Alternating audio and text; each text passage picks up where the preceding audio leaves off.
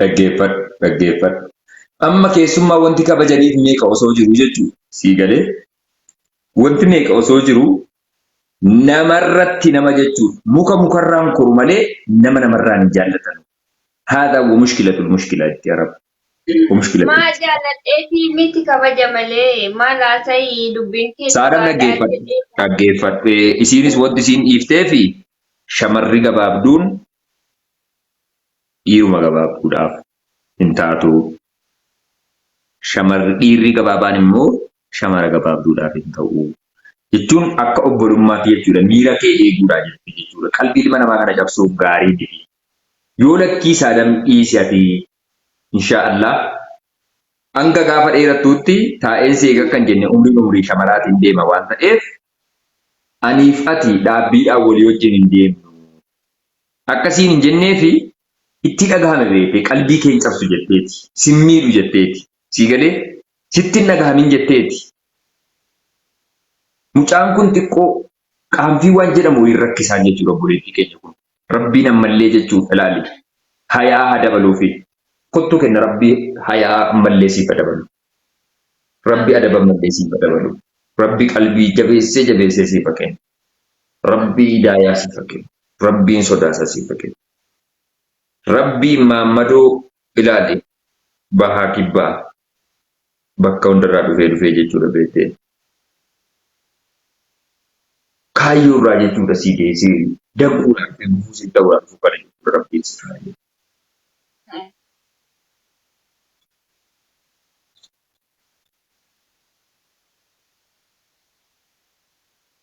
Ambideen harka dhaabi bakka ambideen jira du'aa ambideen.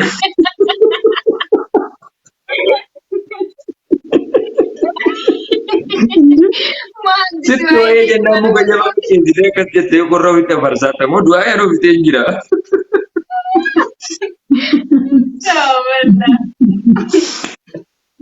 Saadaniin deebisi jettee ilaali meeqanyaan saadaniin deebisi jettee. Dhaggeeffadha. Ijoollee bana garaachin laye aadaan shawaa dhugaan irraa bareeda miti. Natti hin bareedne dhugumaa kenna. Dhugama sarara walla baay'ee bareeda. Guutuus na galti. No. Shimara duruman jaalladha baay'isa wayii. Shimara duruman jaalladha dhugaa dubbachuuf ta'e jechuudha. Shimara kana duruman jaalladha. Washimal ilaali. Shimaal jechuun mirga jechuudha sii galee. Ilmi dhiiraa kun mirga. Ilaali. Afaan Oromoo kun karaa bifee yeroo baay'ee walitti si qabata. Shimala jechuun ulee afaan Oromootiin. Shimaal jechuun akka yamiiniiti. Afaan Arabiffaatiin. Mirga jechuudha. Ulee fi shimalli tokko miti shawaatti maame. Shimala jechuun bifa baay'ee bareedaa ta'e bifa akkanaa kan ta'e ulee jechuun mazum jedhee sammuu kan muratu san tuulee yaani jechuun ammoo barzaaf irraa isaa waan irraa kan murate ulee jedhama. Shawaa keessatti shimalli mucaa birrii meeqa bitama keessa wallahi akka addatti dhirri keenya kana bargaafatee. Shimalli gosa adda addaa qaba. Miilli isaa kun fakkeenyaaf hidda ta'e jechuudha kan akkas gurguruu qabu. Yeroo waa dha'u kan cabsuu danda'u jechuudha sii galee. Akka inni hin falaxamne gogaa re'ee miila re'ee irraa ba'ee itti gala. Natti maal jechuudha kenna sadarkaa kanatti hindee. Dhuma. Washimaalu uleen shimala jechuun jabaadha jechuudha. Kalaas akkasumatti fudhadhu. Dhiira jechuun immoo. Biyya keenyatti uleedhaan biyya keenyatti xiyyiidhaan olii waraana wallaalaa deemsa. Namoonni baay'een waan si dhibu kenna. Namoonni baay'een ilaa ammaa jechuudha barati. Hidhuudha jedhanii si beeku bar. Hedduun namootaa jechuudha. Namni shawaatti si beeku hin jiru bar dhugaa dubbachuuf yoo ta'e jedhe. Ani gisee jalqabaa maalan godha seete maammee maqaan kiyya dhugaa dubbachuuf faafaazarii namoota si hidhuudha. Wallahi isa dhugaa jechuudha. Hidhuudha maquma isa hidhuudha. Maquma normaali. Wallahi faazariin hidhuumaan nama moggaasaaf maatii firri hidhuumaan na beekan. Maqaa kennaatti jalqabanatu moggaafate bar. Maazariin kiyya caaltuu naan jetti mana barumsaan kutaa 8 bara dhufi caaltumaa namtu. Wallahi waqasaman billahi ammataan koo jechuudha dhagayi ammataan koo waan ijoollee hidhuu wayinatti fakkaata. Ijoollee hidhuu jechuudha sii galee kennaa hidhuu waan jettuufi Ijoollee iluudha. Yeroo dhiyeenyaatti bara kan hin barane ati akka shawaa taatee jette jechuudha. Waqasama billaa iluun si si'a ture amma ture jechuudha. Kennaa iluu yeroo lakkaa makuma keetu iluu waan jedhamuudhaa fi namni iluutti si waama sii galee hedduun namootaa bara ammaan kakkataa bara gadi gadiin quraana fa'i qabee kakkata isiin iluudha jettee shawaa miti jechuudha. Ijoollee namoonni hin beekne bara. Kennaan Garuu ati himamni. waa'ee kutaa dubbadheen beeku yaada ta'uun aadi rakkoon qabu. Ani No, Oromoo no, no, no. Ilaa kenna. Waan tokkotu jira. Waan tokkotu jira. Of ta'uun gaariidha. Atama fakkeenyaaf ani ijoollee shawaati. Shawummaa keetti boonuun, shawummaa kee beeksisuun, shawummaa kee guddisuun gandummaaniti. Namni tokko wanti inni hubachuu qabu jechuudha jara keenya. Fakkeenyaaf ilmi shawaa tokko aadaa Oromoota shawaa uffatee huccuun aadaa Oromoota shawaa maal akka fakkaatu Oromoo isa Arsii, isa Walloo, isa Wallagga, isa Baalee, isa Iluutti agarsiisuun aadaan uffannaa shawaa akkana jedhee akka uffatu godha malee hammeeyyummaa wayii hin qabu. Dhalataan Wallaggaa wayii aadaa naannoo Wallaggaa sii galaa jira miti kan dhiiraa kan shamaraa yoo uffatanii miidiyaa irratti ol dhufanii Oromoodhuma kanatti agarsiisan kan sabaaf sablammoota biroo haa hafu. Aadaan Oromoota Wallaggaa uffannaa kana fakkaata jedhee ka'ee Oromoon kutaa biraa yoo uffate moora aadaa isa sana jechuudha hin beeksisaa jira jechuudha sii galaa jira miti. Ati uffata aadaa Wallaggaa yoo baaftee natti hin agarsiifne ammaalitti beekee kun uffata aadaa Wallaggaa jedhee uffachuu danda'a. Atuu kee natti hin beeksifne sii galaa jira miti. Waan ofii jechuudha waan keessatti guddate waan hawaasa keetti baaftee agarsiisuun gandummaan jedhamu kun sii galee waa'ee keetti boonuu jechuudha. Namni waa'ee ganda isaatti hin boonne waan ofiitti hin boonne immoo kan namaattuyyuu akka inni maqaa dha'u hin barbaachisu because jalqaba of taatee kan dhufuu qabdi jechuudha eenyuun ta'e jedhe jechuudha. Kanaafuu anamba fakkeenyaa fi jimmummaa kiyya Oromoota kutaa kaaniitti hanga hin danda'u hin beeksisaa huccuu aadaas ta'ee akkuma sana sirna garaagaraa jechuudha waan hawaasa fayyadu sinii galee waan hawaasni kaan irraa barachuu danda'u. Fakkeenyaaf anamma aadaa Arsii keessatti sirna tokkotu jira. Namni yeroo wal dhabee jedhee kottu dhufee waan jedhamu tokko jechuudha. Wal dhabbii qofa osoo hin taane sadarkuma garaagaraatti jechuudha beektee kottu yeroo jedhan dhufe jedhanii akkaataa tartiibatti waliin haasa'an. Oromoon kutaa biraan beeku sirna sana. Jaarsummaan iddoo hunda jirti. Yeroo namni wal dhabe taa'anii dubbiidhaan fixachuu rakkoo sana furuu hin jira iddoo hundaa. Garuu kan arsiisuun siistamiin isaa adda wa'iiti. Wallaahi summa wallaahi natti tola yeroo jira dubbatan calliseen taa'ee dhaggeeffadha jechuudha gidduu seene jechuudha. Sagantaa garaagaraa irratti. Haasawa sana jechuudha ijoolleen dhalattoonni Arsii dargaggeessi illee ajaa'ibatti beeku. Waan sana wanti hin jaalladhuuf maaliif? Dhaloonni kun aadaa abbootii isaarraa kaleessa dhaalee jedhe boru dhaloota dhufuuf itti fufsiisuuf aadaa ofii qabachuun baay'ee waan barbaachisaa ta'edha. Sii galee haasawa kana yeroo dubbatan kottu dhufe waan kanatu akkas ta'e wanti kun akkana ta'e akkam jettan hin jenne akkana. Wallaahi summa wallaahi diraamaa wayii fakkaata jechuudha. Baay'ee sitti tola. Wantoota akkasii sana aadaa akkasii sana dhaloonni kun osoo abbootii isaaniirraa kooppii godhanii fuudhanii Oromoota kutaa kaaniitti hin agarsiifne nu dirqama sirna aadaa sirna haasawa sana barachuudhaaf Arsii dhaquu qabna jechuudha. Yoo Arsiin dhaqii waan kana hin beeknu jechuudha sii galee. Kanaafuu atis sirna dubbii, sirna nyaataa, aadaa nyaataa, uffannaa waan jiru kana moor miidiyaa irratti baaftee agarsiisuun Oromoota kutaa kaaniitiifis bu'aa buusaa jirta malee hammeenyummaa wayii hin qabu. Gandummaa jedhamee kan balaaleffatamuu qabu maalidha? Kutaa kee waa hundaan caalchiftee kan namaa kun si biratti gatii dhabee sii galee. Atama fakkeenyaaf kaleessa aadaa uffannaa Jimmaa uffataa jirta. Hadda immoo kan Shawaa uffataa jirta. Kan Oromooti jettee waan fudhatteedhaaf sii galee. Kuni waan jajjabeeffamuu qabudha. An kaleessa kan amantaa kootiin uffataa ture jechuudha dawurii sana ayyaana. Yamanii wayiin fakkaadhee dhufe fuula koo kanatu illee akka jaraa diimachuu didee xiqqoo na rakkise malee. Hadda immoo Shawaa qullucciin fakkaadhee dhufe. Oromummaan kun kan namummaan kooti jedheetti gammadudha jechuudha. Borummoo kan Walloo uffadhee yoon dhufe Walloonis kooti jechuudha. Aadaa Walloo sana kaleessa obboleewwan kiyyarraa argeen jira waan ta'eef jechuudha. Kanaafuu ومعنى الجندمة وتعني جند أي شيء ملابس وأكل والشرط وتفت لا تفت يجول وأنت بس حب جل جل هذا جندمة مشكلة هذا أكسي كان نسين جدول Baay'ee maaliif dubbii akkasitti maamni beektaa ani miidiyaa kanarratti Fakkeenya malee yeroo baay'ee gandummaadhaan lololanii waa'ee kana kanaa sinaafaan galee ani waa'ee kanaa seen beeku namoonni kanam nan beekan tokko jedhe.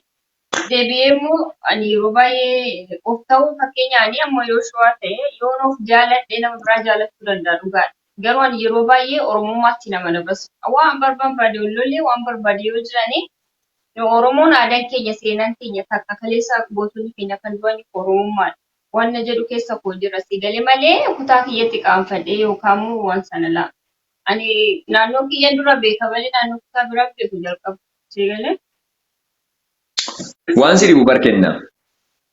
Namni amma hayyoota Oromoo kana warra gurguddaa kana yeroo ilaalee jedhu waa'ee ganda isaanii hin beekan, namni gandummaa akka ganda isaa kana akka waan hin jaallanne, akka waan wanti ganda isaa kun hin ilaallanne akkasitti fudhachuu danda'a. Sun sobaa bari. Abbaa fedhe bira yoo dhaqxee jette ganda keessatti dhalate namni jibbu hin jiru. Namni tokko jechuudha. Because ani osoo waa'ee Arsii hin barin, waa'ee Walloo hin barin, waa'ee Shawaa hin barin, waa'ee Wallaggaa hin barin, waan Jimmaan baradhe aadaa fuudhaa, aadaa heerumaa, aadaa yeroo rakkoo wayii uumamee jedhee boolla hawaasni godhutu sirna shubbisaa, ragada, wantoota garaagaraa kana hawaasan keessatti dhaladhe irraan ilaalaa guddadhee sadarkaa kanarra kan qabuuf bu'uura namummaa kiyyaa naaf ta'e. Afaan kiyya kan akkan dubbadhu isaantu bu'uura naaf ta'e. Osoo hawaasni kiyya afaan Tigiriffaa afaan Somaaliffaa makatanii dubbachaa jiraatanii ani carraa kanan argadhu ta'a. Loqoda akka Jimmaatti fudhadhee deemu akka hawaasa naannoo saniitti bu'uura isaan na bu'uuressan saniin already meentalitii kiyya kana gabbisaa ol dhufe. Safuu, sirna, adaba, waa hedduu hawaasa sanatu ijoollummaa kiyyarraa ittiin na guddise. Galata narraa qabu jechuudha. Fakkeenyaaf mana barnoota keessatti baratte sana qotee bulaa naannoo san jiru mootummaan gibira irraa fuudhaa sii galee tajaajila hawaasummaa garaagaraa isaan irraa fuudhaa deebisee manuma barnootaa achitti naaf ijaara. Mana barnootaa sanatti baradheen obboleewwan koo waan isaan jalatti naa kataban dubbisuu danda'a. Sinii galaa jira miti. Kanaafuu gandi keenya galata guddaa nurraa qaba. Ganda keessaniif kabaja kenna. Ganda jechuun haadha baay'ee haadha. Eeyyeen. Kana. Akkana. Kanaafuu ganda namaa kabajaa fi jaalladhaa fi ganda keessan ammoo dirqama guddaa isinirraa qaba. Hanga dandeessaniin waan ganda keessaniif galata ta'uu danda'u. Dinagdeen haa ta'u, yaadaan haa ta'u, beekumsaan haa ta'u, oolmaa isaan wayita ijoollummaa isiniif oolan isin immoo yeroo jirtan keessatti waa godhaafi. Kana jechuun gandummaa miti. Waxabii'ul insaan haadha. Amala ilma namaati jechuudha. Akkasi wallahi ganda ofii jechuun haadha ofiiti. Namni haadha ofii yoo jaalatte haadha namaallee hin ta'u. Si galee yaani jaalala haadha keetii san hangama haadha kee jaalatu waan beektu jennaan kunis akkasuma namni kamuu kutaa isaanii jaalatu. Kanaaf wal xiqqeessuu waan manni hojjechuuf kan taane nuti ilmaan Oromoo tokkummaa keenya agarsiisuudhaaf immoo wantoota wal jijjiiramuu qabu wal jijjiiranii tokkummaa keenya agarsiisuu qabnaadha. Kana kenna. Amma dubbatta baroota garii. Hamma osoo dubbannu dubbii keenya keessatti jechuudha. Gara Shawaa kana amma suu deemanii jedhanii Jimaa kana namni qama'u akka kashlabbeetti ilaalamaa jettee. Aadaa naannootti kaa. Wanti hunduu naannoo wajjin hin deema. Arsiis yoo deemtanii jettan ilmi dhiiraa tokko hin qamaati taanaan kashlabbeedha, duriyyeedha. Isiniif beektanii kaayyoo dhageettii. Namni Jimaa hin qabne. Namni Jimaa qama'u jechuudha. Namni Jimaa qama'u. Akka Arsiitti akkasitti ilaalama jechuudha. Baay'ee tokko nama balaaleffatu. Islaama hundatu caatii kana dirqama qabaanatti fakkaata bar wallahi baay'een ayyaanii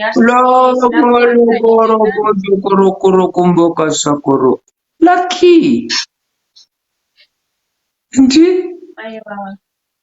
Aadaa naannooti sii galee naannoo Jimmaa immoo yoo dhaqxe jechuudha naannoo nan keessatti dhaladhee guddadhe.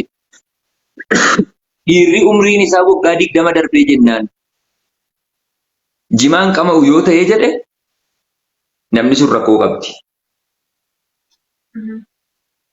Namni sun rakkoo qabdi hiriyyaan qabu. Namni tisi kun jiru sii galee hiriyyaan qabu. Namni hunduu harka dhibba keessaa harki 99 ni qaba. Hawaasni keenya dhugaa dubbachuuf yoo ta'e jedhe. Kana jechuun hawaasni sun waan sana just enjoy itti godha jechuudha. Aadaa isaa kabajuu fi danda'uu qabda. Jimaa jibbuun mirga qabda. Aadaa isaa garuu kabajuu fi danda'uu qabda. Nu biratti immoo jechuudha. Islaama ta'ee ila hordoftoota amantaa biroon ilaallatu dhiifamas keessatti yeroo jedhu amantaadhaa godhuudhaaf akka hin taane naaf hubadhaa. Islaama ta'ee farsoo dhuga yoo ta'e araqee dhuga yoo ta'e yoo inni du'ee jedhe manatti sama tortora. Namni dhaqeen awwaalu.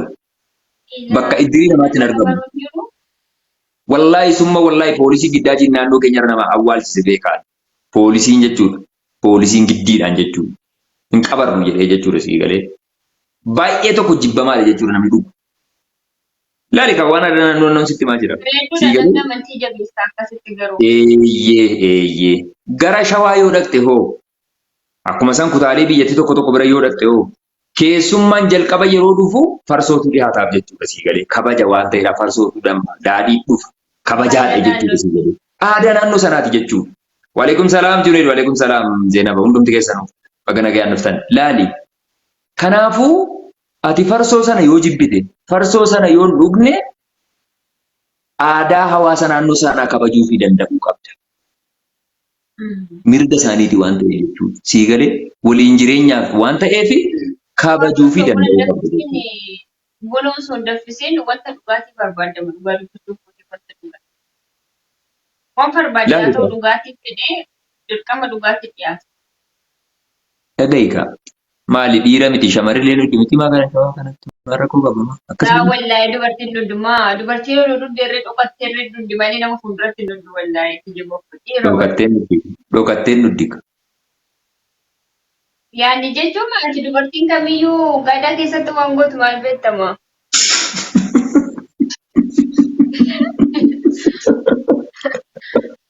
Malee biyya keenyatti fakkeenya yaani aadaa isaa fuudhan bulasii galee dubartiin takka waan dubbanne dubbachuu qabdu irra jira.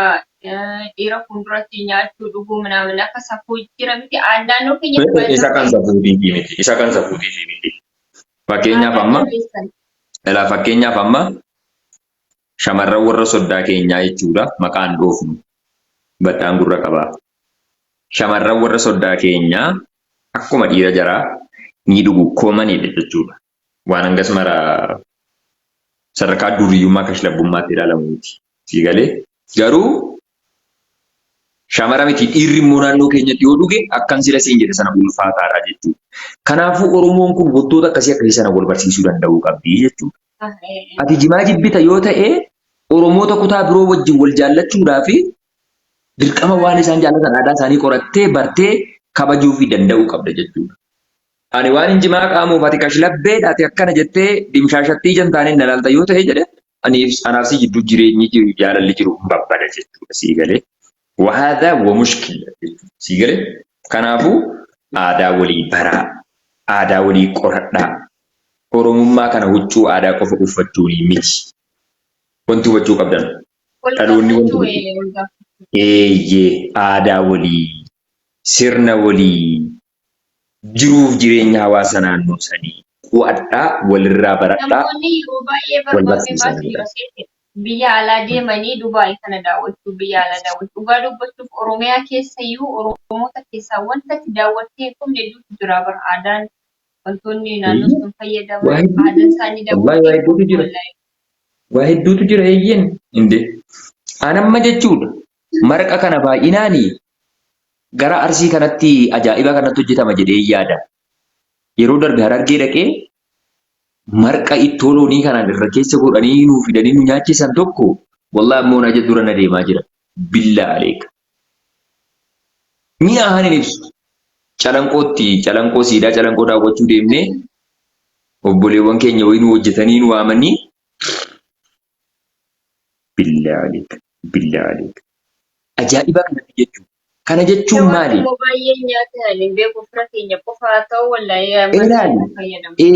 Kutaa hunda keessayyuu waatu jira waan ta'eef Oromiyaa kanas keessatti obboleewwan keenya yeroo biyya alaraa dhuftan Oromiyaa hunda keessa deemtanii aadaa naannoo sanaa hubachuuf yaada. Dhugaan isin jedhetti gammaddu. Har'a wal fakkaattanii dhuftanii maashaallah. Anaaf kennaan eessa keenya wal fakkaata? Kennaan fungee ani funyaan koo kunoo akka muka kanaatti akkasitti straight akkas dhaabata. Subhaanallah.